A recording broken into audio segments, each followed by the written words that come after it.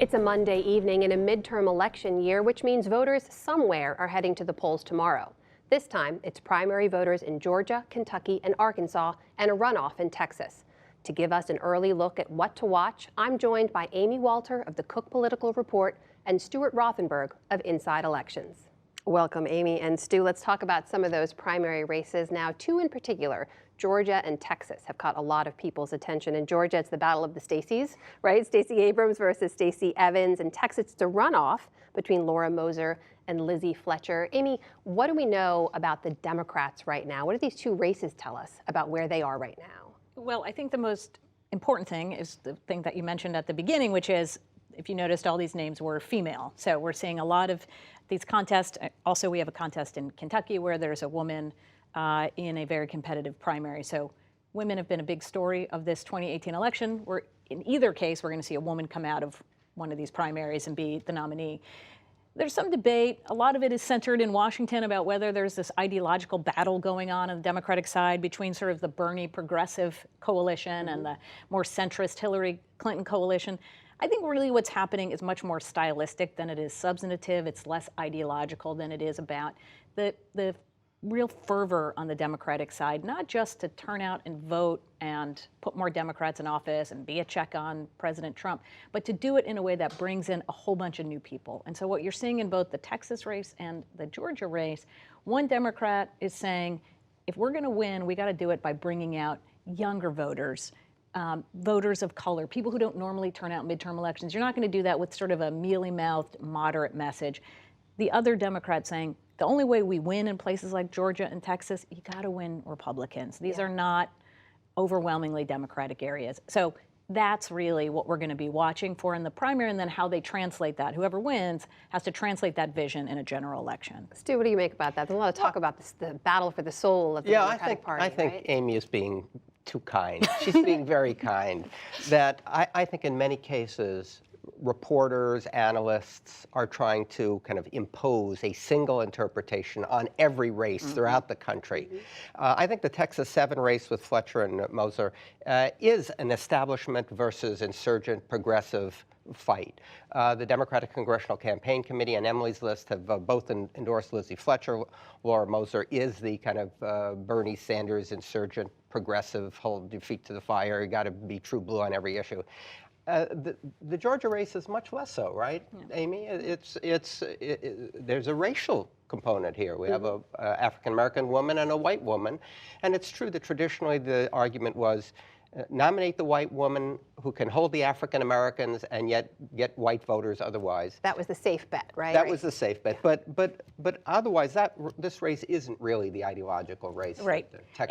This would be the first African-American woman governor ever. Right? So that you have to look to as the more motivating factor than whether this is ideological. But does it say something about where the party is heading when you look at who they're choosing to endorse or support in these races?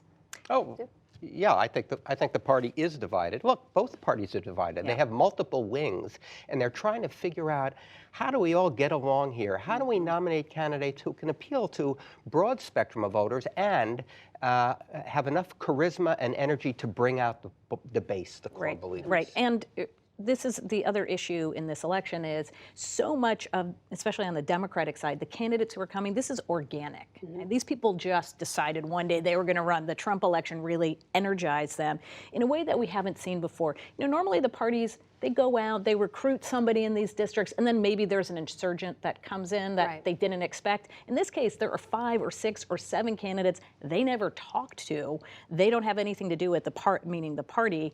And they may be the standard bearers. They're going to have to catch up to where the candidates are, as opposed to the candidates catching up with the party. Let me ask you about where some of these congressional candidates may end up on Capitol Hill, where the Republicans are in control.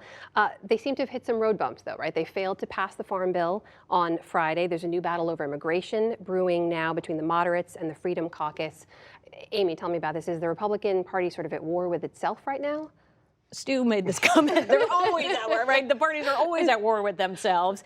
And this has proven time and again to be an ungovernable caucus on the Republican side, right? Time and again, it's the Freedom Caucus that tends to put the leadership in a really tight position. But I think what we're seeing on immigration is the bigger internal battle with the Republican Party between the hardliners, and now President Trump's over on that side talking about MS-13 and border security and sanctuary cities, and more moderate Republicans who have to go back in November and talk to more centrist voters with a message that is not as hardline. Let me just add, there's a reason why John Boehner survived as Speaker for so long. The party couldn't figure out anybody else who they could vote for who would take the job. There was a reason why Paul Ryan became Speaker. The party looked around, was looking for alternatives. Ryan had said no.